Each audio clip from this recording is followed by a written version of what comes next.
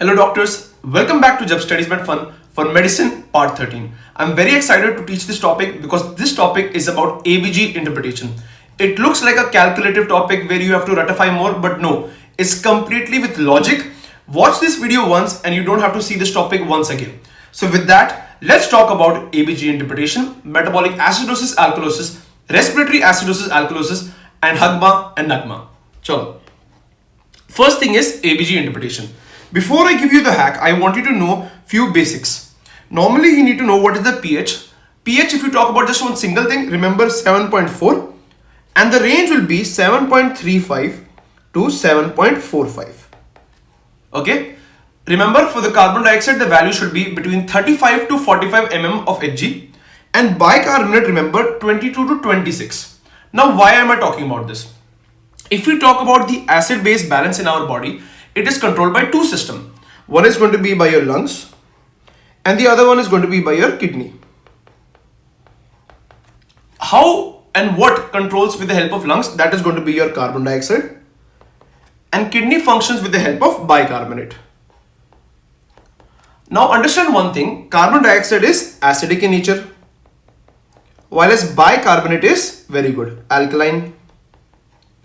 Which means whenever CO2 is going to increase, the pH will fall.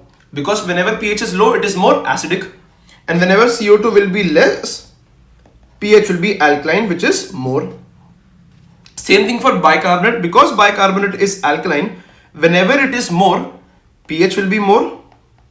Whenever it is less, pH will be less. Simple. What I want you to know is that our acid-base balance is done by, for example, if someone is suffering from respiratory condition, our metabolic system will start helping to compensate it.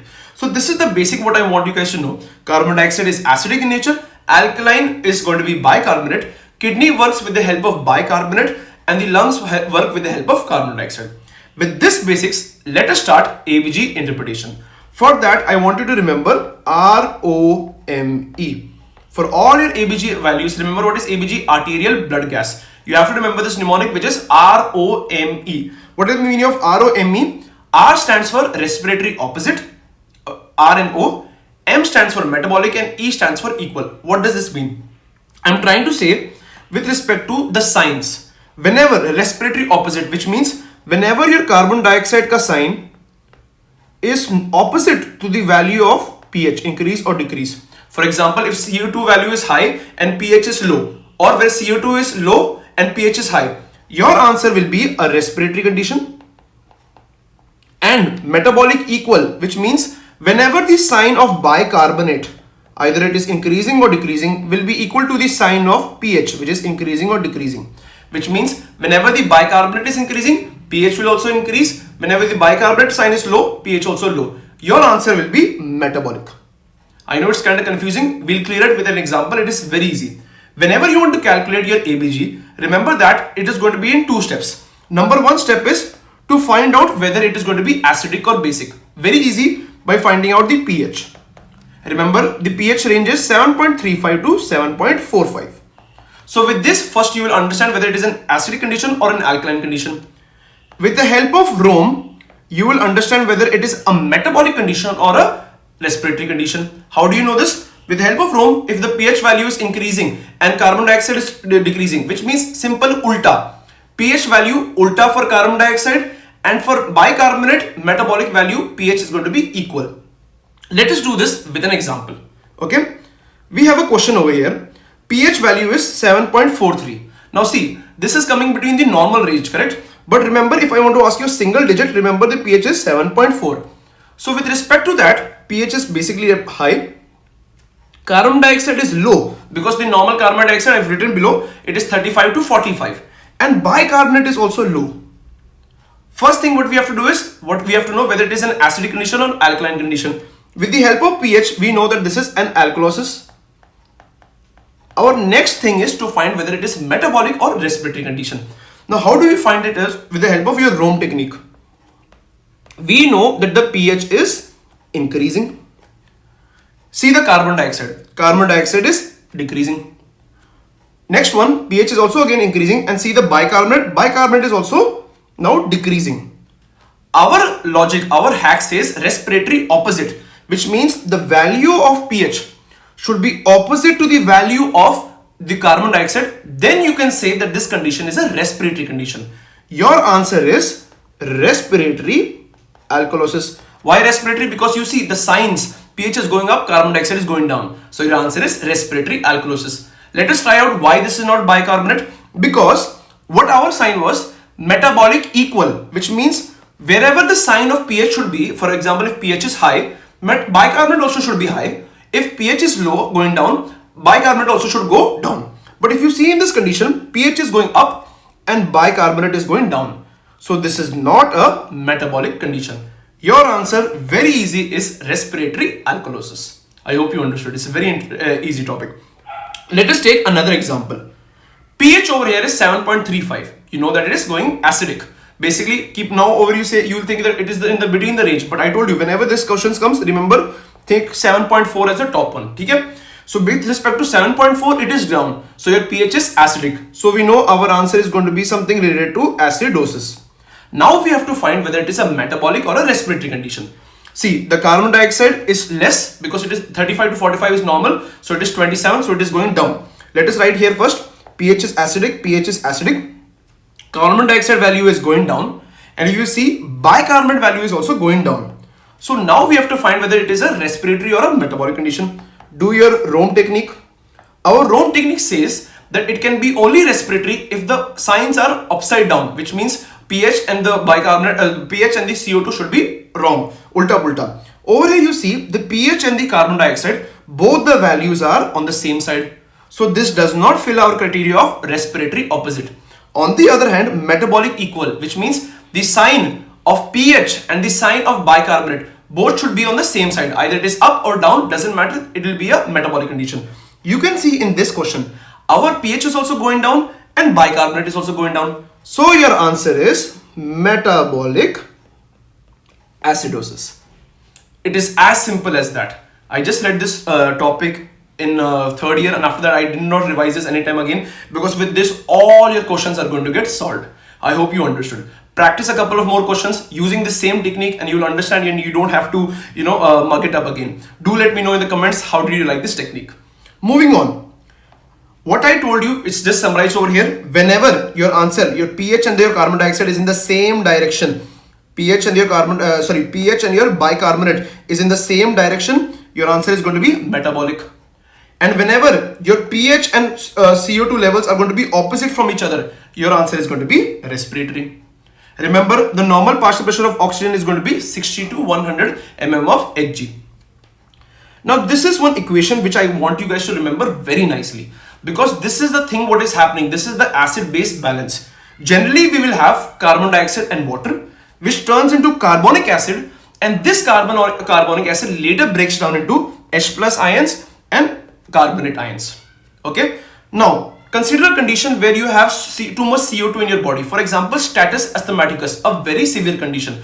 In this, what happens is you're not able to inhale or exhale, and inside the carbon dioxide level is increasing. So if carbon dioxide level is increasing, which means it is already now carbon dioxide is there, so you know it is respiratory condition. And if CO2 is increasing in the body, and you know that CO2 is an acid, so your answer will be respiratory acidosis. Correct? This is an explanation of our logic. Here what they're saying is, because CO2 is increasing too much, this will later convert into carbonic acid, and this carbonic acid later breaks down to H plus ions. Now this H plus ions is going to be much more than the bicarbonate, due to which you are suffering from respiratory acidosis. But that is not it. Why respiratory acidosis is very dangerous is because this H plus ions can cross the blood-brain barrier and cause cerebral edema. That is why it is very important to treat it. So how does our body treat it? If it is a respiratory condition, our body will take the help of the metabolic, which is kidney. And if it is a metabolic condition, our body will take the help of respiratory. So in this, we have a respiratory problem. So now our body will compensate with the help of our kidney. How?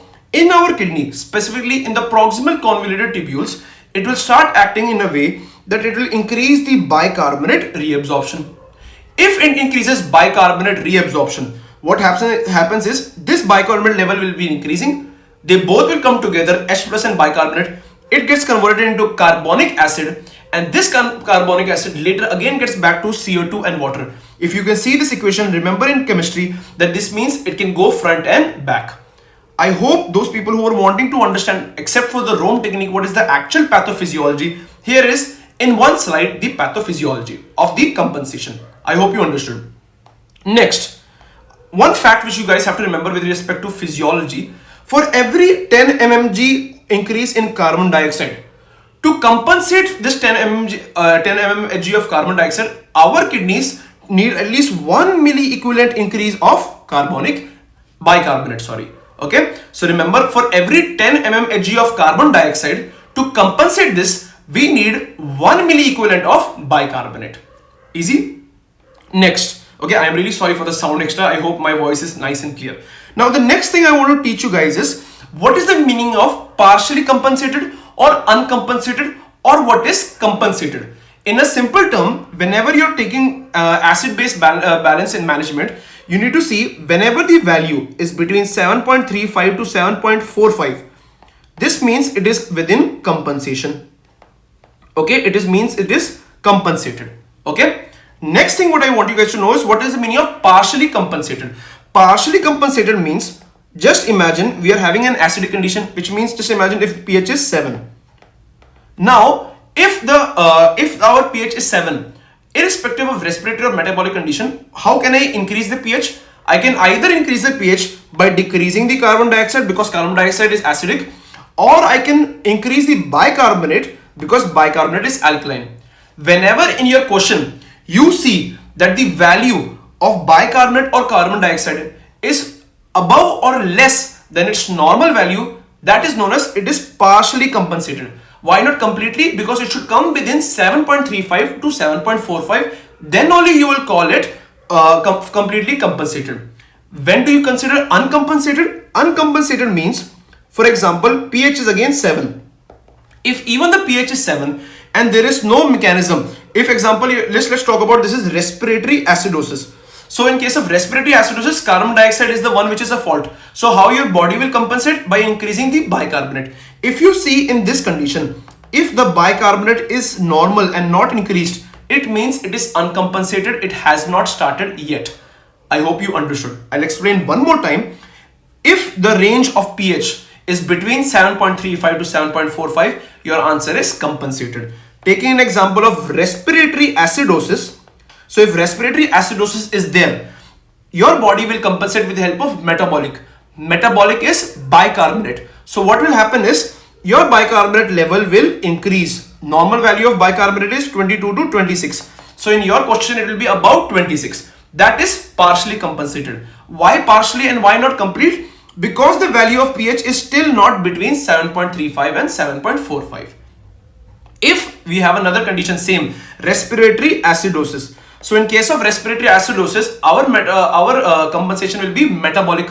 So your bicarbonate level should increase. But you notice that the bicarbonate is not increasing, it is normal, which means the compensation has not started and your answer will be uncompensated.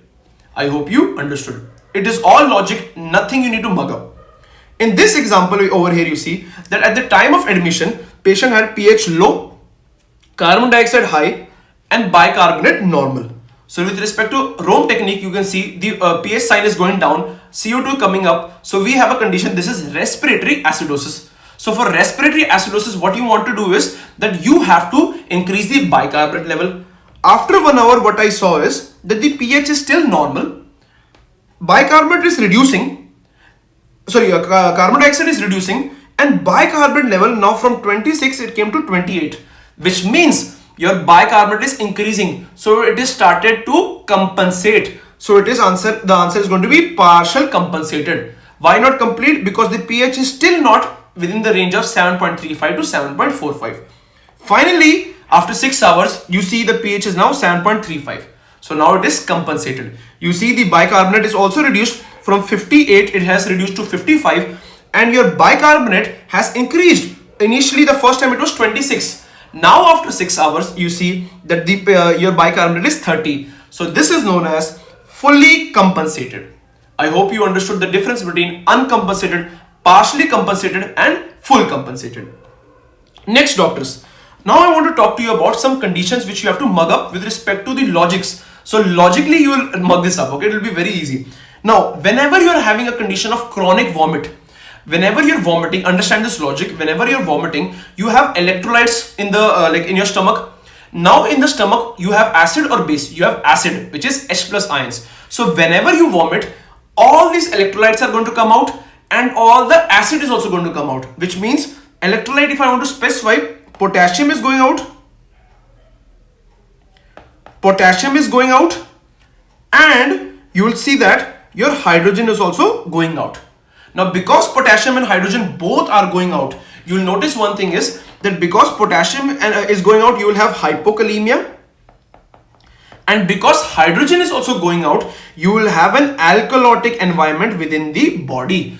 So that is why, because of chronic vomiting, you will notice patient will suffer from hypokalemic metabolic alkalosis in one way generally. But the main pathophysiology, if you see what happens is, whenever you have chronic vomiting condition, in chronic vomiting condition, generally patient will have now dehydration, all the electrolytes, all the fluid is going out. Then the blood supply to the kidney is low. Because in the blood supply to the kidney is low, the glomerular filtration rate is also going to be low. Because the glomerular filtration rate is going to be low, you will have the activation of the renin-angiotensin mechanism will get activated. Because of this RAS mechanism which is getting activated, it goes and stimulates aldosterone. Now what does aldosterone do? Aldosterone goes and acts on the INAC channels. Okay, what does the INAC channel do? In pharma, you already know INAC channel. Now because we are telling that we are dehydrated, so our water is low, and you all know if salt is going there, wherever the salt goes, water goes, wherever water goes, salt goes. So what is there is we are dehydrated, we need water. So what will your INAC channel do is it will pull and reabsorb the salt and water. It will pull and reabsorb the salt and water, so it will not get excreted out, but in an exchange of potassium and hydrogen. So there is one way already, because vomiting everything is going out, so then already your H ions and electrolytes are going out. But the main pathophysiology is that because of this, dehydration was there. Because of dehydration, renal blood flow was low. Because of renal blood flow was low, GFR was low. Because GFR was low, it goes and activates the RAS mechanism. Now the RAS mechanism gets activated, goes and activates aldosterone.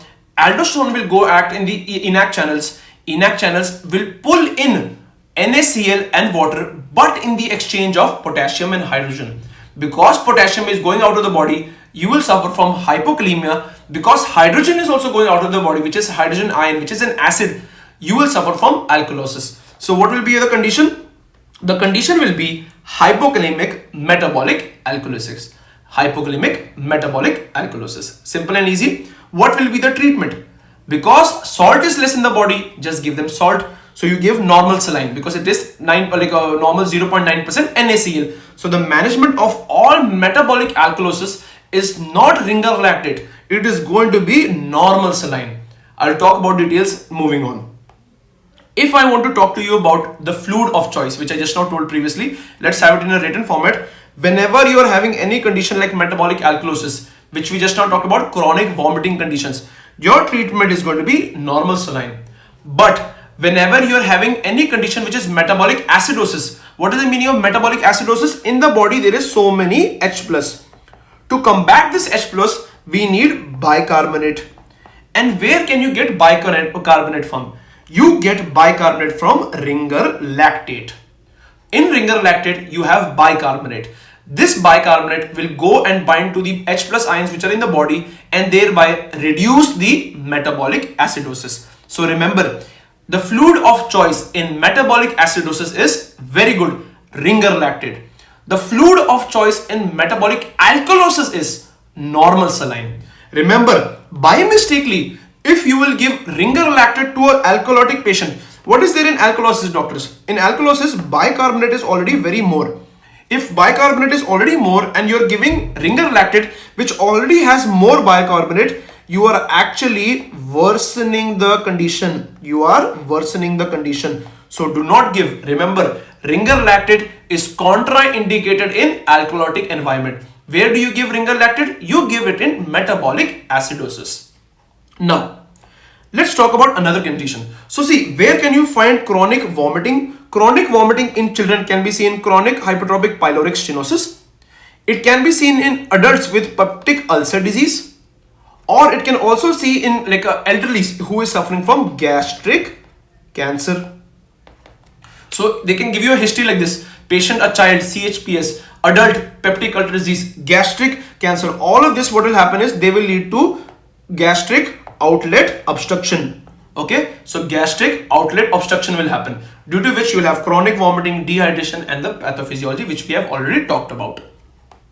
Now, if you have conditions like ascites, what can be the cause of ascites? Multiple conditions are there. To name a few, congestive heart failure can cause ascites. Cirrhosis can cause ascites. Conn's syndrome also. You can also have conditions like nephrotic syndrome. Okay, along with that, even PIH can cause. Okay, so basically remember these ones: congestive heart failure, cirrhosis, and nephrotic. These conditions can cause ascites. Now, what is basically ascites? Ascites means fluid in the third space. It is not in the blood vessel, it is in the third space. So what happens in ascites, doctors, is that in our blood vessel, just have an imaginary, this is the blood vessels, fluid will leak out into the third space. So actually in my body there is the fluid, but what is happening is it is going into the third space. So overall in the blood vessel the fluid is less. So whenever the fluid is less, the kidney will get less. Because the kidney will get less, then GFR will be less. If GFR is less, RAS activation will happen, and if RAS activation will happen, it causes activation of aldosterone, and aldosterone will activate the INAC channels. Again you will have salt and water reabsorption, and again this salt and water goes into the blood vessels. This blood vessels, again the fluid will go out, and this is like, you know, the cycle repeats again and again. Ascites is increasing, aldosterone is increasing. There is no good. So what should we do? We can break the culprit which is causing this again and again, which means let us block the aldosterone.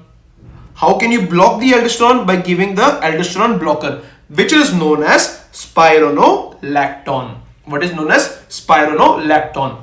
Again, the same condition, because the aldosterone is getting activated, INAC channels are getting activated, potassium and hydrogen is getting out. So in our body it is less. So you will have hypokalemic metabolic alkalosis. So what are you going to do in this condition now? You are going to give spironolactone. Remember, why am I differentiating both this is? Both the conditions are hypokalemic metabolic alkalosis, but the both condition scenario is different. Over here we are having a chronic vomiting condition. Over here dehydration was there. So for dehydration we need salt and water. That is why we are giving normal saline. In this condition where there is ascites, we cannot give normal saline because again the cycle will get worsened. What we have to do in ascites condition is give the aldosterone blocker, which is your spironolactone. Which are the conditions where you see ascites? Ascites you can see in congestive heart failure, nephrotic syndrome, or cirrhosis. Okay. Other conditions where you give spironolactone are Conn's and PIH. You have to give labetalol. Okay. Ascites will be there. Our treatment is going to be spironolactone. To summarize, whenever you are having a chronic vomiting condition, for example, gastric outlet obstruction, in child it will be chronic hypostatic pyloric stenosis. In adults it will be peptic ulcer disease. In elderly it will be stomach cancer. All of this you will have dehydration. Because of dehydration you will have less of potassium, so hypokalemic, and hydrogen is also going out, so you will have acidosis. So you need something which is water and salt, so you will just give normal saline. Normal saline is 0.9% NaCl. Now this condition is known as chloride responsive. What is this known as? This is known as chloride responsive metabolic acidosis. Why? Because we can give normal saline. What is there in NaCl? NaCl. That is why this is known as Cl is there, right? So that's why this is chloride responsive metabolic acidosis, metabolic alkalosis.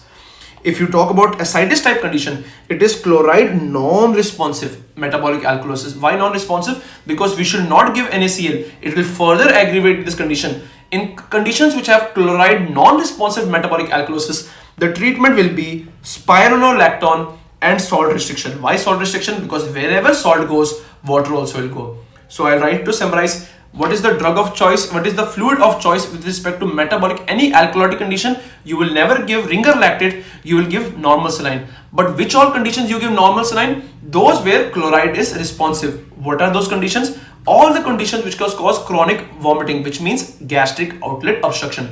Which conditions in metabolic alkalosis are those in which chloride is non-responsive? Conditions which cause ascites. Which are the conditions which cause ascites? To name a few: congestive heart failure, cirrhosis, nephrotic syndrome. Remember, whenever you get such things, remember the answer should be spironolactone and not normal saline.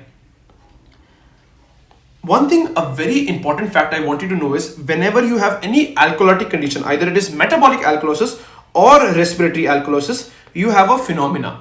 Now, what happens in metabolic alkalosis or respiratory alkalosis is, in the blood you have so much bicarbonate. So now to this this is bicarbonate ion, right? So to compensate this, we need H plus, right? Then only we can get carbonic acid, and then only it breaks down to water and carbon dioxide, that equation which I was talking to before. So from where are we getting this H plus?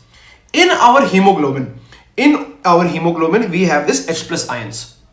So whenever in the body we are having an alkalotic environment, this H plus ion gets out of the hemoglobin, it goes and binds to the bicarbonate ion and thereby maintains our acid-base balance. So now what happens is that in this hemoglobin, this H plus ion, now there is vacant spaces. Now you can't have H plus. So how is this vacant places filled? The calcium which is there in our blood, this calcium goes and binds to the vacant spaces where earlier hydrogen was there. Because calcium gets bind to that, the amount of calcium which is free flowing in the blood reduces. That is why the patient will now start suffering from hypocalcemia. Very interesting and very logical thing, right? So whenever a patient is suffering from alkalosis, to compensate the bicarbonate ion, hydrogen from the RBCs are removed out, from the hemoglobin are removed out, and this vacant space gets binded by calcium. That is why in the body hypocalcemia happens. And what are the signs of hypocalcemia? You will see your torse sign will be there, chopstick sign will be there, right? You will have numbness, paresthesia. These are the signs of hypocalcemia. And how to treat this hypocalcemia? You treat the metabolic alkalosis. Tell me, what is the, if you have chloride responsive metabolic alkalosis, what will be the fluid of choice? Will you give normal saline or will you give ringer lactate? Normal saline. For those who answered normal saline, your concepts are nice and clear. You don't have to watch any other video again. For those who have not understood it, I'll remind you one more time. In case of alkalosic condition, bicarbonate is so much in the body. Because bicarbonate is so much in the body, ringer lactate already has bicarbonate. So if you will give more bicarbonate, you are worsening the condition. That is why in alkalotic conditions, ringer lactate is contraindicated. So whatever I just explained, it's written also. In metabolic alkalosis, mobilization of hydrogen ion from the hemoglobin to the blood, there is a vacant space on the hemoglobin. So the ionized calcium goes and occupies the space in the hemoglobin. Thereby there is redistribution of calcium. You have hypocalcemia. So now the patient suffers from tetany. For the treatment of this tetany, treat the metabolic alkalosis. Take this example of this question. A 3-week-old female who had pyloric stenosis, the chronic hypertrophic pyloric stenosis, who was scheduled for the treatment. This is again, all these are PYQs, surgery PYQs, Ramstead operation. What is Ramstead operation? It is pyloromyotomy. In the coming morning, you find out that the serum electrolytes, it is all deranged. Sodium is low, potassium is low, calcium is also low. Now you understand why calcium is low, because of the metabolic alkalosis. What is your next best management? Will you postpone the surgery? Okay. Will you give directly calcium gluconate? What did I tell you? Will you give calcium gluconate for the tetany caused by metabolic alkalosis? No, you will treat the metabolic alkalosis. Will you give ringer lactate? No, why will you not give ringer lactate? It will worsen the condition. The management of choice will be normal saline. So whenever in case of a chronic hypertrophic pyloric stenosis, in this condition, if you see the electrolytes are deranged, don't go for the surgery first. First maintain it, give the serum electrolytes with the help of normal saline. Again, remember, in metabolic alkalosis, ringer lactate is contraindicated. I have reminded this now 100 times, and this is so much important PYQ, so make sure you don't do this wrong. Okay.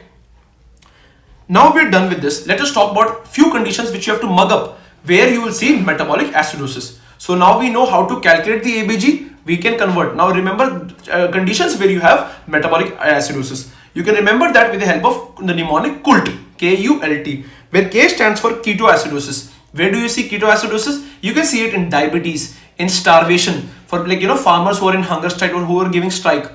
Uremia. What are the types of uremia? You can have acute kidney injury, diabetic nephropathy causing chronic kidney injury, prolonged anesthesia. Yes, if you give prolonged anesthesia, it can affect the tubules within the kidney causing acute tubular necrosis known as ATN. So KU, L for lactic acidosis. Now doctors, lactic acidosis is of two types, type A and type B. Type A is seen in shocks, multiple types of shocks, whether you will have hypovolemia, obstetric shock, or you will see septic shock. Whereas you see type B, excuse me, type B shock is seen by the drug which we give in diabetes, which you see the drug of choice, that is metformin or fenformin. So this is a pharma PYQ. What is the side effect of metformin or fenformin? It can cause lactic acidosis. What type of lactic acidosis? Type A or B? Type B. So KUL is done. Now T. T are the toxins. We're going to discuss two toxins. One is going to be your ethylene glycol and the other one is going to be methyl alcohol. Where do you get this ethylene glycol from? You can find it in the antifreeze which you use. Along with that, even it is found in cough syrups. This ethylene glycol the detailed mechanism, at the end it can form calcium oxalate. Now this calcium oxalate crystals are very dangerous because they cause again ATN. And what happens in ATN? You are not able to throw out the hydrogen. That is why within you will have metabolic acidosis. Logic. What will be the drug of choice? The drug of choice, a very important PYK, will be fomepizole. Now what happens in methyl alcohol poisoning? In methyl alcohol poisoning also, furthermore, you will have blindness. Why blindness? Because with the mechanism, methyl alcohol with the help of alcohol dehydrogenase forms formaldehyde, and this formaldehyde causes toxicity to the retina, causing blindness. Furthermore, this formaldehyde breaks down into formic acid. This formic acid starts producing hydrogen ions, and this hydrogen ions can pass the blood-brain barrier, causing cerebral edema, causing encephalopathy. So you will give again the same drug, that is fomepizole. PYQ, they'll ask you what is the mode of action of fomepizole. Fomepizole goes and blocks this alcohol dehydrogenase, which is the same first step with respect to ethylene glycol and also methyl alcohol. So remember, these are causes of metabolic acidosis, KULT. Repeat after me. K for ketoacidosis, you see it in diabetes and starvation. U for uremia, ATN, diabetic nephropathy or prolonged anesthesia. L, lactic acidosis, two types, type A and type B. T will be toxins. So this is KULT for metabolic acidosis.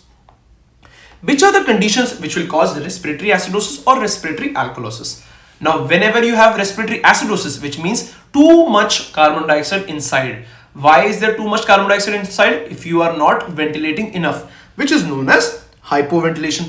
So now you have to mug up which are the conditions causing hypoventilation. Simple logic. Flare chest, paradoxical breathing. Obviously, you are not breathing properly, too much carbon dioxide inside. Status asthmaticus, very severe condition. Whenever there is a foreign body in the glottis, exchange is not there, carbon dioxide is increasing in the body. Diaphragmatic paralysis, obviously no exchange. Now, which are the conditions which can cause diaphragmatic paralysis? Remember, Guillain-Barré syndrome, myasthenia gravis, botulism and also hypocalcemia. There won't be any contraction. The last one which can cause respiratory acidosis is OSA. What is OSA? Obstructive sleep apnea syndrome. All of these conditions can cause respiratory acidosis. Please make sure, okay? Now, which can cause respiratory alkalosis? Alkalosis means you're taking too much air, too much oxygen. That is why there is so much oxygen in the body and the ratio with carbon dioxide is very low. CO2 is very low.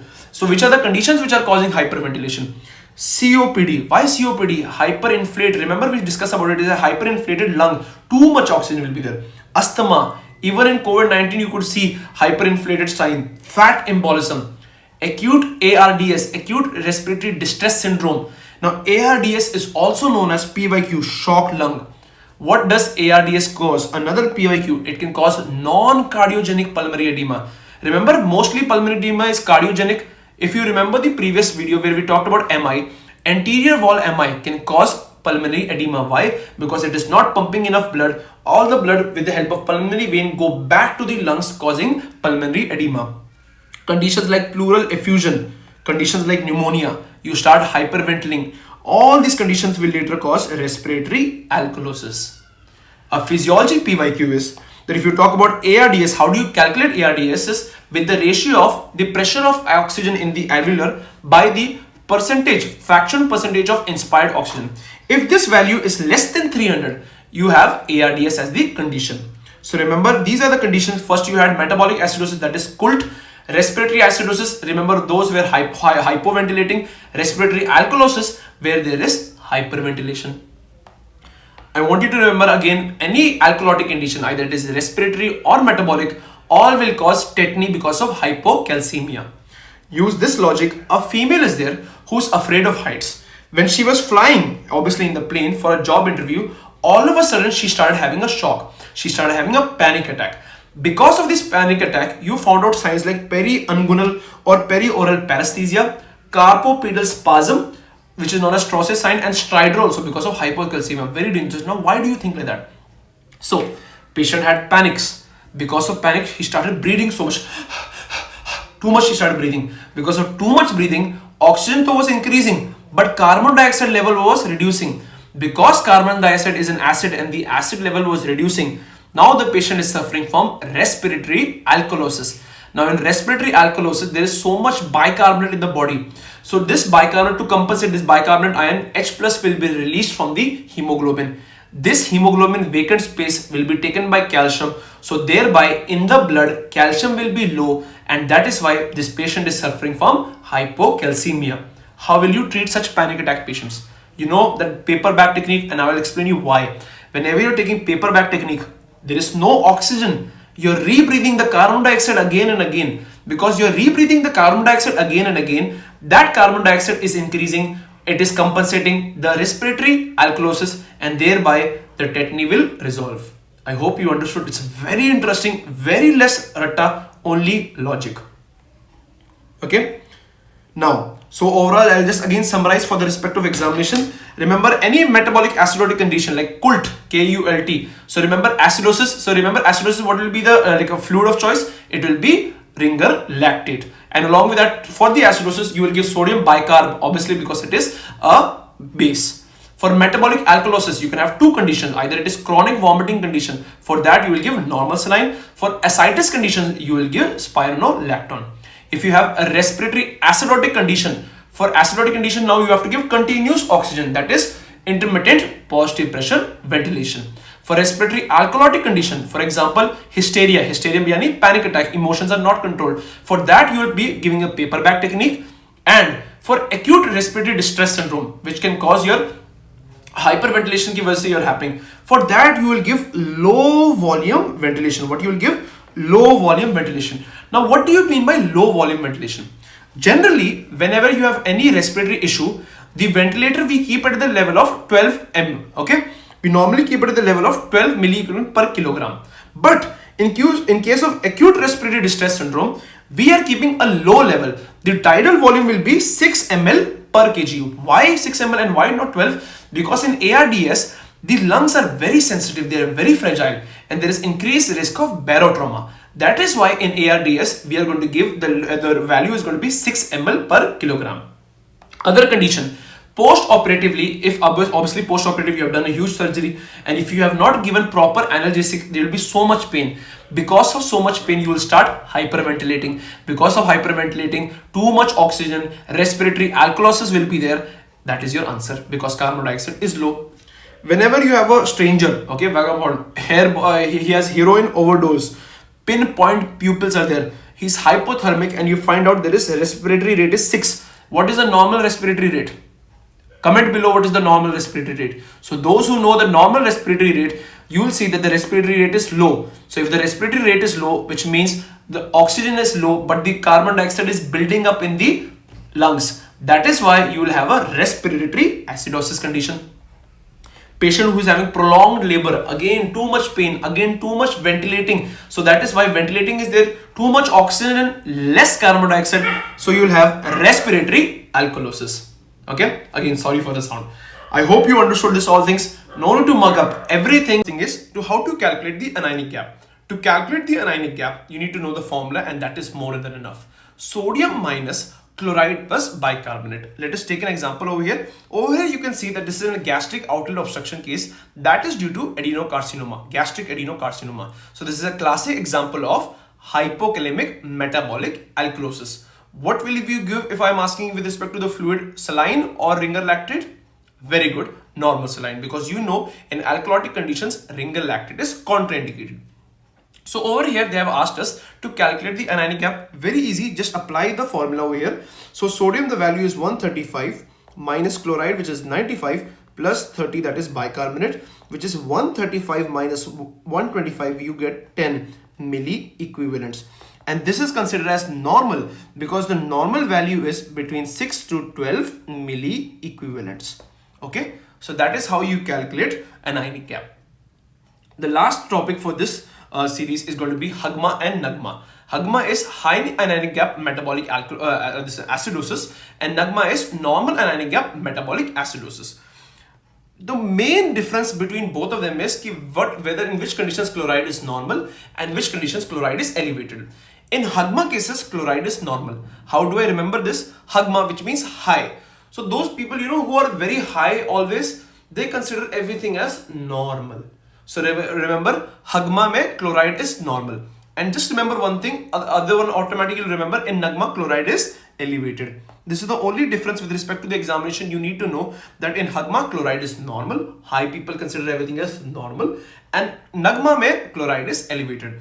Now what you have to remember are which are the conditions which come under HAGMA and which are the conditions that come under NAGMA. For HAGMA you have to remember mnemonic, that is CULT IPS. CULT you already know, ketoacidosis, uremia, toxins and lactic acidosis. IPS stands for ischemia, paraaldehyde and salicates and starvation. These are the conditions which can cause HAGMA.